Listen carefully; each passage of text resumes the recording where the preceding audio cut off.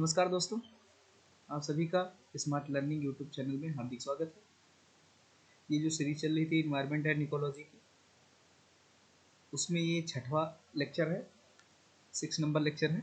इससे पहले 5 क्लासेस हो चुकी हैं, तो आप लोग पिछली क्लासेस देख लीजिएगा। ठीक, जो प्लेलिस्ट है उसको अपडेट कर दी गई है और अभी ये उसी क्रम में 6वां लेक्चर है। ठीक, तो हम लोग बात कर रहे थे इन्वायरमेंट पोल्यूशन की। ठीक, तो उसमें ये अगली कड़ी है। हम लोग एक कोटेशन को देखते हैं, फिर आगे बढ़ेंगे। कि शिक्षा की जड़ें कड़वी होती हैं लेकिन फल मीठा होता है। ठीक, ये जो कोटेशन है ये अरस्तु की है और इसमें बेसिकली कहने का इसका मतलब तात्पर्य ये है कि ये क्या होता है कि शिक्षा की वास्तविकता को व्यक्त करती है। ठीक है, कि शिक्षा वास्तव में है क्या। ठीक, और शिक्षा क्या है? शिक्षा एक संघर्षों की एक कहानी है। ठीक, इसमें यह है कि प्रत्येक व्यक्ति है वो शिक्षा प्राप्त करने के लिए वर्षों तक समस्याएं जो हैं वो संघर्ष जो है वो लगातार दौरान चलता जाता है। आप लोग देख ही रहे हैं कि कितना संघर्ष है इस एजुकेशन सिस्टम में।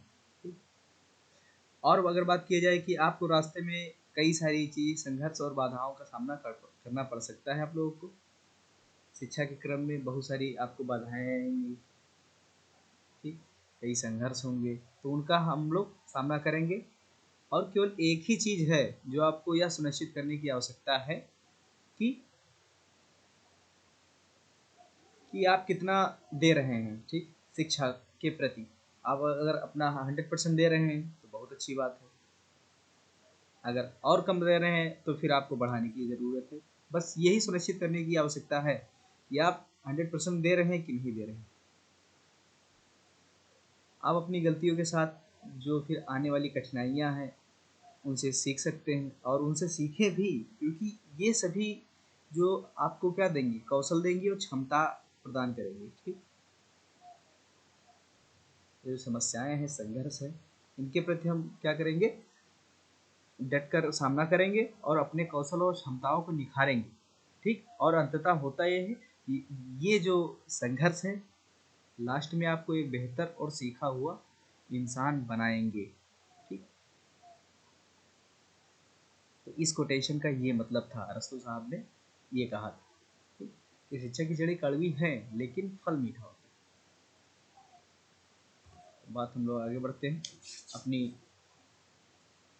श्रृंखला में। तो हम बात कर रहे थे कि effect of air pollution. Air pollution के बारे में हम लोगों ने सारा कुछ जान लिया था। ठीक, एयर पोल्यूशन है क्या, उसमें क्या होता है कि उसकी एयर पोल्यूशन को कैटेगराइज किस में किया जाता है, बहुत सारी जो मेजर केसेस हैं वो इसमें इन्वॉल्व रहती हैं, तो उनके बारे में हम लोगों ने जाना।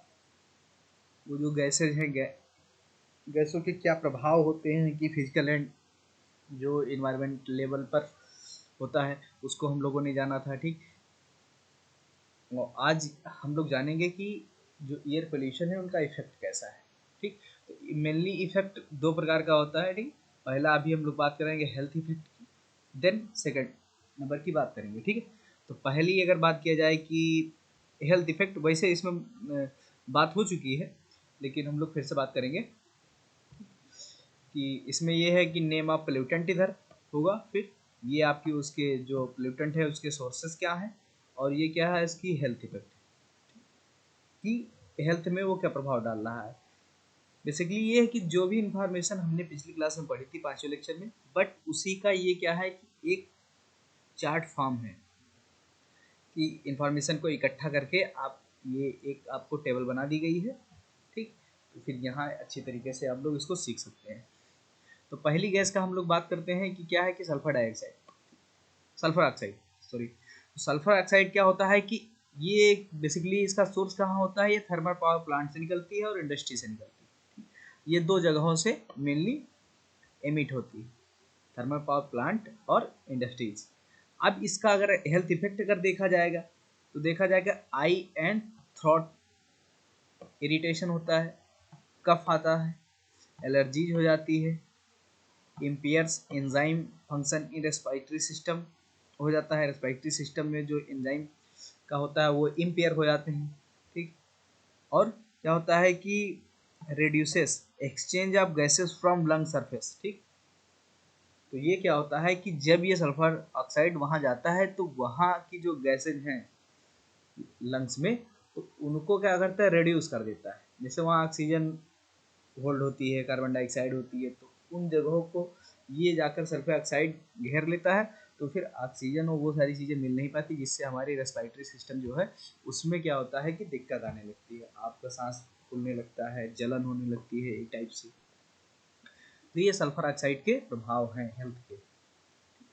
अभी बात करते हैं नाइट्रोजन ऑक्साइड की। नाइट्रोजन ऑक्साइड भी बेसिकली वहीं से निकलता है जहाँ से सल्फर ऑक्साइड निकलता है, ठीक। थर्मल पावर प्लांट, और ये दो जगह से और फिर निकलता है, एक होता है प्लांट, एक होता है व्हीकल, ठीक है, और फिर इंडस्ट्री। ये चार मेनली सोर्स हैं नाइट्रोजन ऑक्साइड के एमिट होने के। अभी बात अगर करी जाए कि इरिटेशन एंड इन्फ्लेमेशन, ठीक, ऑफ लंग्स। लंग्स में इरिटेशन होने लगती है, इन्फ्लेमेशन होने लगता है, ठीक, ब्रीथलेसनेस होने लगता है, मतलब आपका सांस लेने में दिक्कत होने लगती है, जिसको बेसिकली दमा कहा जाता है। तो वैसे रोग का ये कॉज बनता है नाइट्रोजन ऑक्साइड, ठीक। Impair enzyme function in respiratory system and causes bronchitis and asthma, ठीक। तो ये उसका काज बनती है, क्या है, नाइट्रोजन ऑक्साइड। अभी बात करते हैं एसपीएम की, ठीक है, सॉरी ये मिसप्रिंट हो गया है, एसओएम हो गया, बट ये एसपीएम है, सस्पेंडेड पर्टिकुलर मैटर, ठीक है, एसपीएम। तो एसपीएम बेसिकली क्या निकलता है, ये व्हीकल जो होते हैं, जिससे कार है, बाइक है, ये सारी चीज़ें यहीं से मतलब ये एमिट होता है। और बर्निंग ऑफ फॉसल फ्यूल, जहाँ भी अगर ये फॉसल फ्यूल बर्न होता है वहाँ से ये एसपीएम निकलता है। अब फॉसल फ्यूल क्या है, उसमें डीजल है, पेट्रोल है, ठीक है, केरोसिन है, ये सारे क्या हैं, ये फॉसल फ्यूल है। तो यहाँ इसके बर्निंग और व्हीकुलर जो एमिशन है उससे क्या होता है, एसपीएम निकलता है। अब एसपीएम का क्या है, बेसिकली चूंकि ये भी वही इफेक्ट डालेंगे जो ऊपर nitrogen oxide and sulphur oxide डालती है। जैसे लंग इरिटेशन हो गया, रेड्यूस डेवलपमेंट ऑफ आरबीसी, हाँ ये थोड़ा सा और डेंजरस हुआ कि रेड्यूस डेवलपमेंट ऑफ आरबीसी हो जाता है। जो आरबीसी बनती है, जो आरबीसी का विकास होता है उसमें रिड्यूस हो जाता है, उनकी संख्या कम होने लगती है। तो आरबीसी की संख्या अगर कम होगी तो फिर जो क्या होता है कि इंसान में या फिर जो भी ऑर्गेनिज्म है उसमें, आरबीसी का बेसिकली काम यही होता है कि ऑक्सीजन को हीमोग्लोबिन के साथ कोशिका के विभिन्न भागों तक पहुंचाना होता है, ठीक। और भी कई काम है आरबीसी के, बट एक मेजर काम ये है। तो फिर वहाँ ये क्या होता है कि अगर आरबीसी की संख्या कम हो जाएगी तो फिर जो ऑक्सीजन होल्डिंग कैपेसिटी है तो वो कम हो जाएगी, तो फिर दिक्कत होने लगेगी, आपको शरीर को दिक्कत होने लगता है। तो इसलिए जो पल्मोनरी माल फंक्शनिंग है इसका भी कॉज बनता है कौन, एसपीएम बनता है, ठीक है। तो एक बात ये हो गई। अभी अगली गैसेस की ओर हम लोग बढ़ते हैं, कार्बन मोनोऑक्साइड, ठीक। कार्बन मोनोऑक्साइड बेसिकली जनरेट होता है vehicular emission and burning of fossil fuel, ठीक। जहाँ से एसपीएम निकलेगा वहीं से कार्बन मोनोऑक्साइड भी निकलेगी। इसकी क्या है कि ये डिफिकल्टी इन ब्रीदिंग, ठीक, सांस लेने में आपको डिफिकल्टी हो सकती है, ठीक। जो सीवर हेडेज है, मतलब क्या होता है, आपका सिर सिर में दर्द होना शुरू हो जाता है। इरिटेशन ऑफ मॉकस मेम्ब्रेन, ठीक है, मेम्ब्रेन में जो मॉकस होता है वहाँ इरिटेशन शुरू हो जाता है। अनकॉन्सियसनेस एंड डेथ, इसका भी एक कारण बनता है, ठीक है, आप अचेतन की अवस्था में चले जाते हैं, एंड डेथ। तो ये क्या है, कार्बन मोनोऑक्साइड का इफेक्ट है। इसीलिए देखा जाता है कि जब हम लोग बाहर ज़्यादा प्रदूषित एरिया से घर को लौटते हैं तो फिर हमारा सर दर्द होना शुरू हो जाता है, तो फिर ये उसका कार्बन मोनोऑक्साइड मेजर कारण बनता है। अभी कार्बन डाइऑक्साइड की बात करी जाए तो carbon dioxide burning of fossil fuel से एमिट होती है, उसका सोर्स ये है।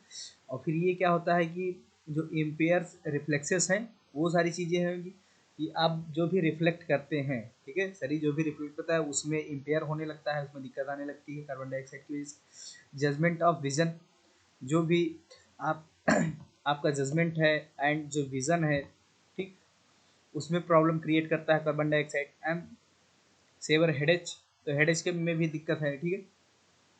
एंड हार्ट स्ट्रेन का भी एक कॉज बनता है कौन, कार्बन डाइऑक्साइड, ठीक। अभी बात आती है स्मोक की।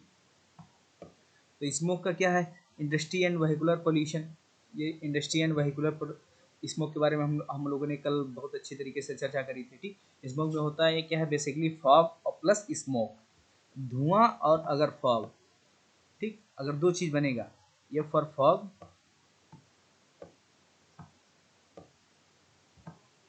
और ये फिर फॉग हो गया, और एक होता है स्मोक, स्मोक मतलब धुआं, ठीक। ये दो चीज अगर मिलती है तो स्मोक का निर्माण होता है।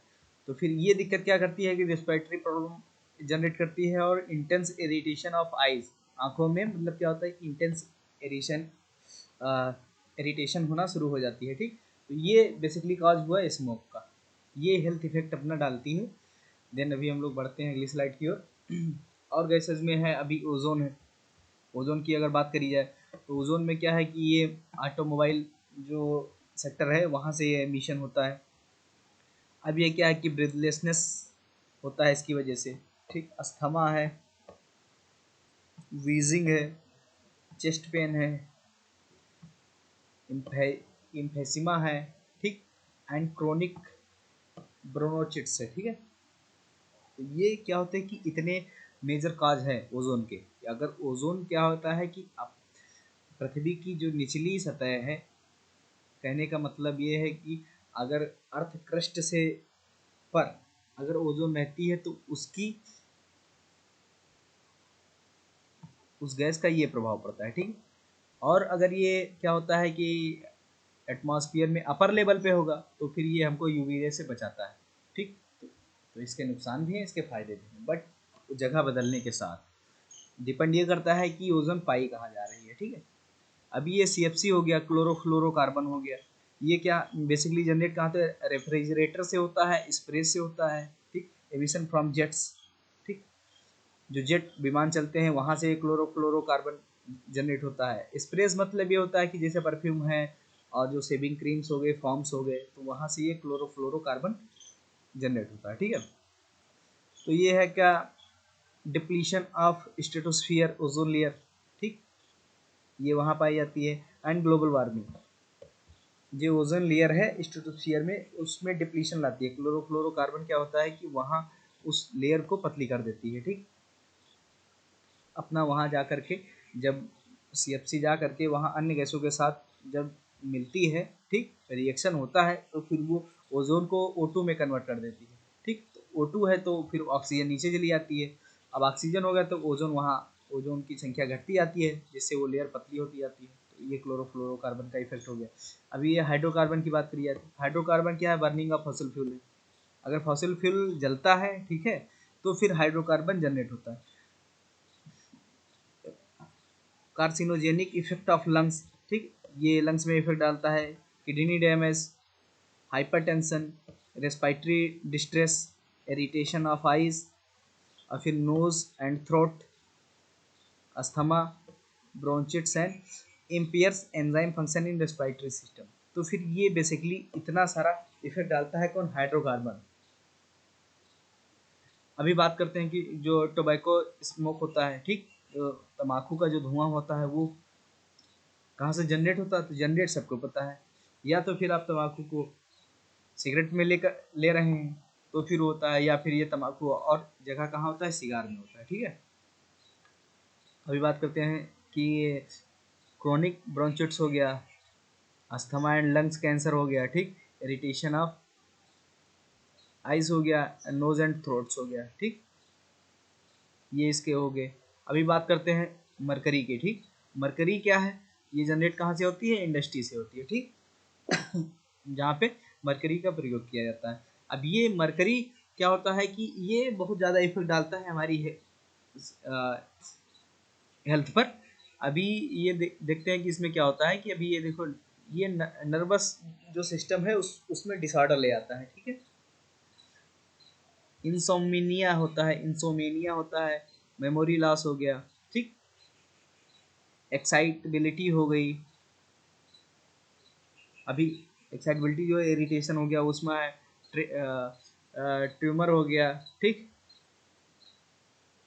गिग्विटीज हो गया, एंड मिनीमाता डिजीज, ये तो आपको फेमस ही है, ये एग्जाम्पल एग्जाम में भी सबसे ज़्यादा क्या कहते हैं पूछा जाने वाला क्वेश्चन है कि मिनीमाता जो डिजीज है किसकी वजह से होता है। तो वो मरकरी की जो कंसंट्रेशन है अगर वो बढ़ जाती है आपकी बॉडी में तो फिर आपको मिनीमाता रोग हो जाता है।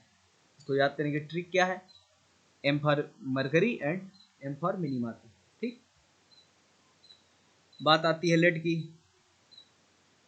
अब लेड में होता है कि जो पेट्रोल में जो लेड की मात्रा मिलाई जाती है तो जब पेट्रोल बर्न होता है तो फिर इसका एमिशन हो जाता है लेड का। अब लेड क्या है कि damage of brain and central nervous system, ठीक, ये ब्रेन और नर्वस सेंट्रल जो नर्वस सिस्टम है सीएनएस है उसको उसके डैमेज में ये अहम रोल निभाता है कौन, लेड, ठीक है।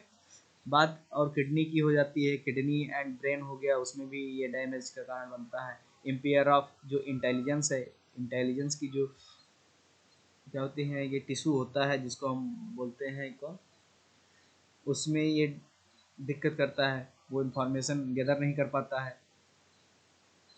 Interference with development of RBC, तो ये आरबीसी के डेवलपमेंट के जो इंटरफेरेंस है उसमें दिक्कत करता है ये जो लेड है, ठीक है। अभी बात आती है कैडमियम की, ठीक, कैडमियम बेसिकली जनरेट कहाँ से होगी, इंडस्ट्री से होगी, ठीक। इसीलिए कहा जाता है कि जो इंडस्ट्री होती है वो बहुत ज़्यादा एनवायरनमेंट को क्षति पहुंचा रही है, इसीलिए औद्योगिकीकरण जो हुआ है उसी के कारण ये सारी दिक्कतें इन्वायरमेंटल जो दिक्कत है वहीं से जनरेट हो रही है, क्योंकि खुद तो फैला ही रही है इंडस्ट्री और उसके द्वारा बनाए गए जो प्रोडक्ट हैं वो भी क्या होता है कि इन्वायरमेंट पोल्यूशन पैदा कर रहे हैं, ठीक है। जैसे ऑटोमोबाइल सेक्टर जो हो गया, ठीक, तो ऑटोमोबाइल सेक्टर अगर जहाँ बन रहा है ऑटोमोबाइल सेक्टर से में जहाँ जनरेट हो रहे हैं प्रोडक्ट्स तो वहाँ तो ये जनरेट हो ही रहे हैं, बट जो इनके प्रोडक्ट हैं वो फिर आकर के इन्वायरमेंट में फिर से मतलब ये इन्वायरमेंट पोल्यूशन बढ़ा रहे हैं, तो ये एक तरीका का दोहरा लॉस है, ठीक। तो बात कर रहे थे हम लोग कैडमियम की, तो अफेक्ट ऑन हार्ट, तो ये हार्ट को अफेक्ट करता है। अभी बात जो सिलिका डस्ट की है, सिलिका मतलब क्या होता है, सिलिकॉन, ठीक है, उसका जो डस्ट हो गया तो सिलिकन जो क्वेरीज होते हैं जैसे सबसे ज़्यादा ये चिप उप में यूज़ होता है सिलिकन, तो जहाँ ये जो कंप्यूटर हार्डवेयर से संबंधित चिप से संबंधित जहाँ इंडस्ट्री होती है वहाँ से सिलिका सबसे ज़्यादा जनरेट होता है। मतलब ये मान के चलिए इलेक्ट्रॉनिक डिवाइस में सिलिका का यूज़ सबसे ज़्यादा है तो वहाँ से ये जनरेट होगा। सिल्कियस इफेक्ट ऑफ लंग्स, ये लंग्स में इफेक्ट डालता है, ठीक। अभी बात होती है कॉटन डस्ट की। कॉटन डस्ट में ये है कि कॉटन टेक्सटाइल फैक्ट्री से ये जनरेट होता है। इसमें होता है कि बाइसिनोसिस इन्वॉल्व्स डिस्ट्रक्शन लंग्स टिश्यू, जो लंग टिश्यू होता है वहाँ वो डिस्ट्रक्शन रहता है। फिर ये होता है क्रोनिक कफ जम जाता है, एंड ब्रोंचिट्स एंड इम्फेसिमा, ठीक। ये जो मेजर हेल्थ इशू है वो कॉटन डस्ट की वजह से जनरेट होते हैं। एंड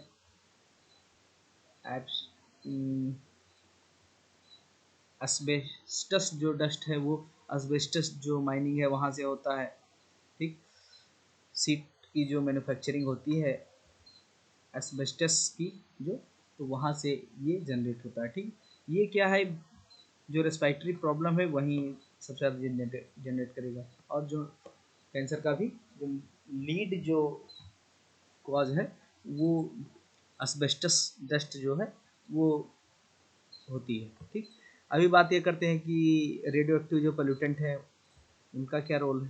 तो रेडियो एक्टिव पोल्यूटेंट जनरेट कहाँ से होती है, जो कॉस्मिक रेज होती हैं, एक्सरे एक्सरेज जो है वहाँ से जनरेट होती हैं, बीटा रेज हो गई, ठीक, रेडान एंड रेडियम जहाँ भी ये मतलब निकलता है इसका जो है वहीं से ये रेडियो एक्टिव पोल्यूटेंट है वो जनरेट होता है। अभी बात करते हैं कि जो डिस्ट्रॉय लिविंग टिश्यू, इनकी वजह से जो लिविंग टिश्यू है वो डिस्ट्रॉय हो जाते हैं, ठीक है। And blood cells also, blood cells भी क्या होती है, डिस्ट्रॉय हो जाती है। Affect cell membrane and cell enzyme functions, ठीक, इसके कारण ल्यूकीमिया हो जाता है, ठीक। एंड परमानेंट जेनेटिक चेंज हो जाता है। अगर क्या होता है कि रेडियो एक्टिव पोल्यूटेंट अगर ज़्यादा आपके शरीर पर पड़ रहे हैं तो फिर वो क्या करेगी कि परमानेंट जो जेनेटिक डिसऑर्डर है वो लेके चली आएंगे, हो जाता है। कोल डस्ट एंड पार्टिकल्स उनके दीजिए, तो ये बेसिकली कोल माइन से होता है। तो इसकी वजह से क्या होता है कि ब्लैक लंग कैंसर हो जाता है एंड पल्मोनी जो फाइब्रोसिस है वो चीज़ें देखने को मिलती है and lead to respiratory failure, ठीक। तो रेस्पिरेटरी जो फेल्योर है वो हमको देखने को मिलती है। तो बात सबसे ज़्यादा ये निकल के आती है कि जो भी चीज़ें हैं सबसे ज़्यादा इफेक्ट क्या करेंगी, रेस्पिरेटरी सिस्टम को करेंगी। देन उसके बाद जो हार्ट है, सेल मेम्ब्रेन है, उसके बाद और जो ब्रेन डैमेज है, ठीक, क्रोनिक है, इम्फेसिमा है, ब्रोंचिट्स हो गया, तो ये सारी जो मेजर इशू है, हाँ, आई ईचिंग हो गया, तो ये सारी पोल्यूशन की वजह से ये हेल्थ इशू निकल के हम लोग के सामने आते हैं। दूसरा टाइप जो होता है कि एक तो हेल्थ इफेक्ट हो गया, क्या होता है कि एयर पोल्यूशन के इफेक्ट में अगर देखा जाए तो दूसरा जो इफेक्ट होता है वो वेजिटेशन का होता है। अब वेजिटेशन में क्या होता है, ये क्या होता है कि रिटार्डेड फोटोसिंथेसिस हो जाता है। वेजिटेशन में ये होता है कि अगर इन सब सारी दिक्कतों एयर पोल्यूशन की वजह से ये फोटोसिंथेसिस अच्छी तरीके से कर नहीं पाते हैं पौधे, ठीक। तो अगर फोटोसिंथेसिस नहीं कर पाएंगे तो वो अपना फूड नहीं बना पाएंगे, अगर फूड नहीं बना पाएंगे तो पौधे कमज़ोर रहेंगे, अगर पौधे कमज़ोर रहेंगे तो अच्छी तरीके से अपना जो प्रोडक्शन है वो दे नहीं पाएंगे। तो ये एक मेजर इशू है। दूसरा है कि सल्फर डाइऑक्साइड जो होता है वो कॉज बनता है क्या, क्लोरोसिस का, ठीक। क्लोरोसिस होता है, प्लाज्मोसिस हो गया, मेम्ब्रेन डैमेज हो गया, एंड जो मेटाबॉलिक इनहिबिशन होता है पौधों का उसमें दिक्कत आने लगती है, किसकी वजह से, सल्फर डाइऑक्साइड की वजह से, ठीक है। अभी बात हाइड्रोकार्बन की अगर करिए तो hydrocarbon such as ethylene cause, ethylene cause है। और क्या होता है कि प्री मेच्योर लीफ फॉल, जो लीफ होती है वो प्री मेच्योर अवस्था में आकर वो गिर जाती है, ठीक है, उसका फॉल हो जाता है। फ्रूट ड्रॉप, जो जो क्या होता है कि फल गिर जाते हैं पकने से पहले ही, वो अपनी जो मेच्योर अवस्था है उससे पहले ही जो फ्रूट ड्रॉप होता है प्री मेच्योर एज में जो, ठीक, वो बेसिकली होता है किसके वजह से, हाइड्रोकार्बन की वजह से होता है। और जो सीडिंग ऑफ फ्लोर बड्स है वो भी एक दिक्कत सामने हम लोगों को मिलती है पौधों में। कर्लिंग ऑफ पेटल्स हो गया, एंड क्या होता है डिस्क्लोरेशन ऑफ सिपल्स हो गया। तो ये सारी चीज़ें हाइड्रोकार्बन की वजह से पौधों को झेलनी पड़ती है, ठीक। ओजोन क्या दिक्कत लाता है कि पौधों में क्या होता है कि ये डैमेज करता है क्या, क्लोरो इंसेमा, एंड क्या होता है कि डिस्ट्रक्ट ऑफ फोली फोलीज होता है in large number of plant, जो फोलीज होता है वो डिस्ट्रक्ट होता है लार्ज नंबर ऑफ प्लांट में, ठीक है। तो ये वेजिटेशन इफेक्ट हो गया। अभी और एयर पोल्यूशन की अगर बात की जाए तो वो इफेक्ट ऑन एनिमल्स, जो चीज़ें इंसान पे होती है वही चीज़ें एनिमल्स पे भी लागू होती है कि जो एयर पोल्यूशन की वजह से उनके रेस्पिरेटरी सिस्टम में दिक्कत आएगी। अगर गैसेज और फिर जो विषाक्त तत्व हैं अगर उनको एनिमल्स लेंगे तो फिर उसके हिसाब से उनमें भी लंग डैमेज, ब्रेन डैमेज, ये सारी चीज़ें आपको देखने को मिलेंगी। और यह है कि डिटोरिएशन ऑफ जो मटेरियल्स है वो भी एक मेजर कारण बनता है एयर पोल्यूशन का। एंड एस्थेटिक लॉस, जो इन्वायरमेंट को एस्थेटिक लॉस होता है वो भी एयर पोल्यूशन के बढ़ने की वजह से होता है, ठीक। ये मेजर कॉज हो गए, ठीक। अभी बात करते हैं कि एयर पोल्यूशन के प्रभाव हम लोगों ने देख लिया, उसके कॉज देख लिए, ठीक, उसका प्रभाव देख लिया। अब बात आती है कंट्रोल मेजर्स, ठीक। एयर पोल्यूशन के बीच को कम करने के लिए क्या मीजर हो सकता है, किन चीज़ों को हम लोग कंट्रोल कर सकते हैं, ठीक है, कि जो एनवायरनमेंट है उसमें एयर पोल्यूशन ना बढ़े, ठीक। तो पहली अगर हम लोग को चेंज करना है तो वो हम लोग कर सकते हैं पॉलिसी मेजर, ठीक, कि हम लोग ऐसी पॉलिसी बनाएं जिसमें क्या होता है कि एनवायरनमेंट को अधिक से अधिक बचाया जा सके, उसको कंजर्व किया जा सके, ठीक। जैसा कि इंडियन कॉन्स्टिट्यूशन में जो डीपीएसपी के थ्रू दिया गया है कि राज्य ऐसा विधान बनाए जिसमें एनवायरनमेंट का कंजर्वेशन हो सके, ठीक, और उसके साथ साथ सतत विकास हो पाए। तो फिर वही बात यहाँ भी है कि पॉलिसी मेजर हम लोग को ऐसा बनाना है जिससे एनवायरनमेंट का कम लॉस हो और एनवायरनमेंट का कंजर्वेशन ज़्यादा हो, ठीक, प्रोटेक्शन ज़्यादा हो एनवायरनमेंट का। तो ये एक पॉलिसी लेवल पे मेजर हो सकता है। एक हो सकता है प्रिवेंटिव मेजर्स, ठीक।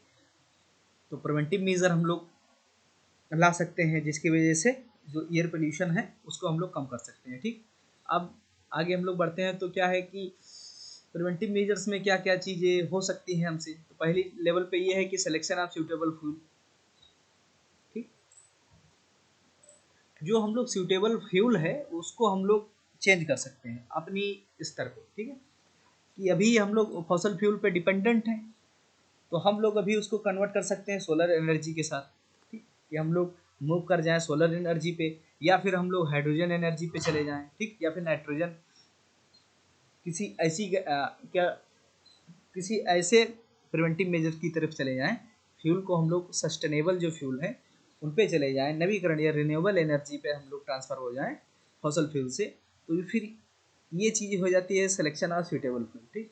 इसकी इससे क्या होगा, एयर पोल्यूशन कम हो जाएगा, ठीक। तो वही बात यहाँ है, fuel with low sulphur content. तो हम लोग ऐसे फ्यूल की तरफ बढ़ सकते हैं, ठीक, जिसके बर्न होने से जो सल्फर कंटेंट है वो कम से कम एमिट हो।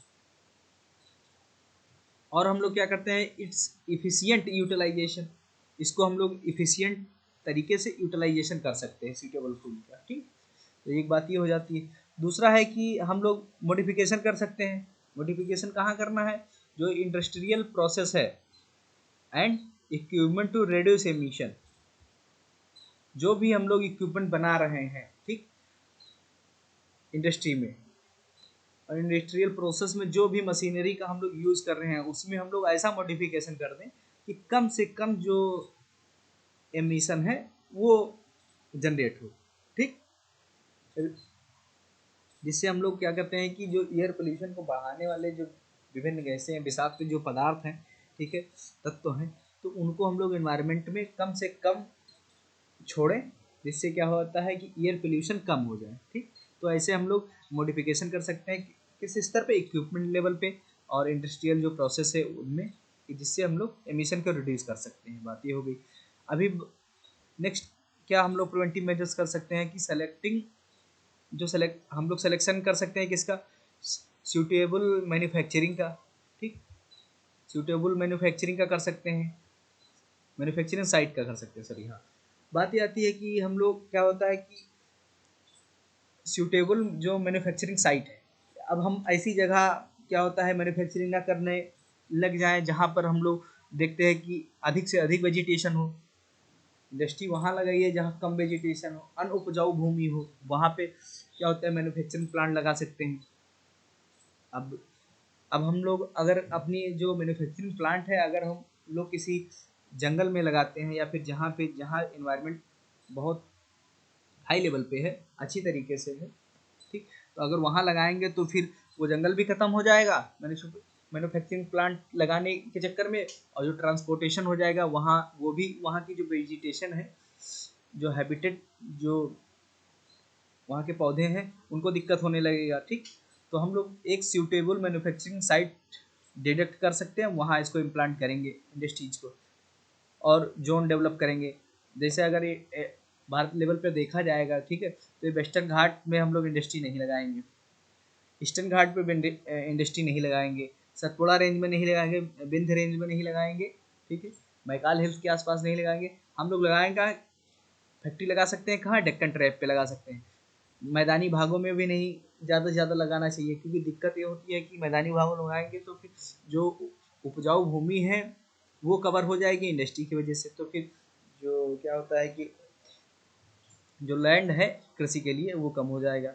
तो फिर हम लोग ऐसी जोन और साइट को डिटेक्ट कर सकते हैं सूटेबल जो होता है, ठीक। Setting of industries at the distance of residential area, ठीक। जो इंडस्ट्री की जो सेटिंग है वो उससे हम लोग जो रेसिडेंशियल जो एरिया है उसका डिस्टेंस थोड़ा सा बढ़ा देंगे, ठीक। और इंस्टॉल ऑफ टाल चिमनीज, और दूसरी बात है कि इंडस्ट्री लेवल पे और क्या कर सकते हैं कि जो उनकी चिमनियाँ होती हैं उसको और टाल कर देंगे, मतलब और ऊंची बना देंगे, जिससे होता क्या है कि ये इन्वायरमेंट में थोड़ा सा पोल्यूशन कम नीचे फैला है, जिसकी वजह से लोगों को सांस लेने या फिर और जो अदर इश्यूज हैं उससे हम लोग छुटकारा पा जाएं। और इसी चिमनियों में हम लोग क्या होता है कि ऐसे इक्विपमेंट और उसको लगा देते हैं जिससे एमिशन कम होता है, ठीक। और बात करते हैं कि कंट्रोल्स मेजर्स क्या हो सकते हैं। ये तो हम लोग प्रिवेंटिव मेजर्स की बात कर रहे थे। अभी होता है कि कंट्रोल्स मेजर्स में ये है कि डिस्ट्रॉइंग द पोल्यूटेंट, ठीक। पोल्यूटेंट को हम लोग डिस्ट्रॉय कर देंगे बाई थर्मल एंड कैटलिक कंबशन के द्वारा, ठीक। तो थर्मल और कैटलिक जो कंबशन है उसके द्वारा हम लोग पोल्यूटेंट को डिस्ट्रॉय कर देंगे। ये कंट्रोल मेजर्स हो गया। दूसरी बात ये है कि conversion of the pollutant to the less toxic. तो हम लोग क्या करें, जो पोल्यूटेंट है उसको कन्वर्ट कर देंगे किस में कर देंगे, लेस टॉक्सिक फॉर्म में, कि वो टॉक्सिक कम हो जाए, ठीक। और दूसरा बात ये आता है कि कलेक्शन ऑफ द पोल्यूटेंट, हम लोग क्या करेंगे पोल्यूटेंट को कलेक्ट कर लेंगे। तो ये कंट्रोल मेजर्स हो गया। देन अभी बात करते हैं और आगे कि हम लोग कर सकते हैं different type of air pollution can be emitted eliminated, ठीक है। मिनिमिस्ट बाई फॉलोइंग मेथड, हम लोग उसको मिनिमाइज कर सकते हैं फॉलोइंग मेथड के द्वारा, ठीक। पहला ये हो गया कंट्रोल ऑफ पर्टिकुलर मेथड। हम लोग कंट्रोल कर सकते हैं पर्टिकुलर मैटर को, पीएम 2.5 और पीएम 10 को हम लोग क्या कर सकते हैं, कंट्रोल कर सकते हैं। इसके भी टू टाइप ऑफ डिवाइसेस हम लोगों ने बनाई है, जिसके द्वारा हम लोग पीएम 2.5 एंड पीएम 10 को क्या कर सकते हैं, थोड़ा उसको कंट्रोल कर सकते हैं। अब बात आती है कैसे कि अरेस्टेड एंड स्क्रबर्स, जो अरेस्टर्सर जो है और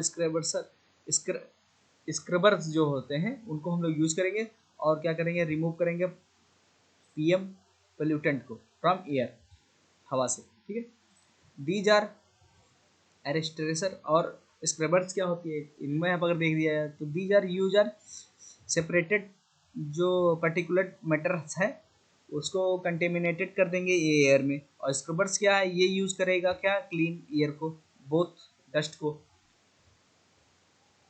एक क्या करेगा, कैप्चर करेगा, सेपरेट कर देगा, दोनों को अलग करेगा। अब ये क्या करेगा कि हवा को साफ कर देगा स्क्रबर्स, ठीक है, और डस्ट को भी कलेक्ट कर लेगा। And gases by passing by through a dry and wet packing materials, तो ये स्क्रबर्स हो गया। Control of gaseous pollutant, gaseous जो पोल्यूटेंट है उनको हम लोग कंट्रोल कर सकते हैं। Gaseous pollutant can be control through the technique of combustion, absorption and